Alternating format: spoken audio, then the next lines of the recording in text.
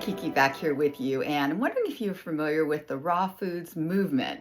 It may sound revolutionary, but it's really just an expansion on what all nutritional wellness and health experts have always been saying, which is that we need to eat more fresh fruits and vegetables of all types. And so the raw food diet, if you will, it's very much a spectrum. It's not hard and fast by any means. But the idea of it is that we're incorporating as many fresh, healthy, raw, uncooked, living foods as possible. When I say living, I mean that they still are filled with beautiful enzymes and nutrients that would be harmed by heating and cooking. And if you put them in the ground, they will grow again. So they're essentially still alive, these foods. So fresh whole produce are obvious examples, all your fruits, all your veggies. But beyond that, what about what you might say to yourself, but what about bread and crackers and cookies and, bars? I really rely on those things. Well, what's incredibly cool is that you can create all of those beautiful foods that are so satisfying with the raw food approach. And I know it sounds counterintuitive, but it's all about the temperature that the foods are prepared with.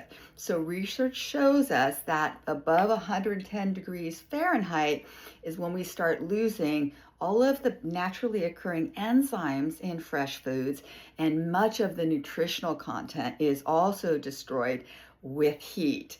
Again, when you're talking about oven heat, 300 or 400 degrees, you've lost so much of that. So when you bring it down to 110 degrees, you can prepare foods in a way that you end up with beautiful, crisp, crunchy, super delicious items to munch, but they are still living. How does that work? It's just simply by use of a dehydrator, which is an incredible appliance, very simple, and you can kind of dial in the level of heat.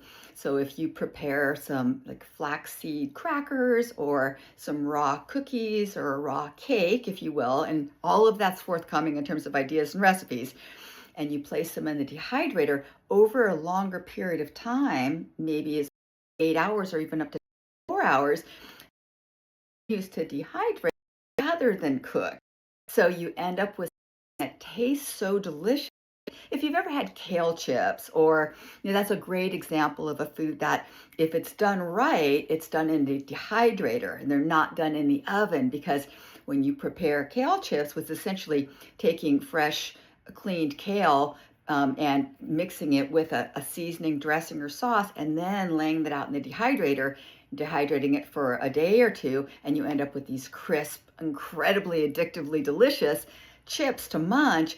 But again, you've retained those enzymes and the vitamins and minerals, trace elements, antioxidants, and all the nutrients, almost 100% inherent in those foods, provided that you use that temperature.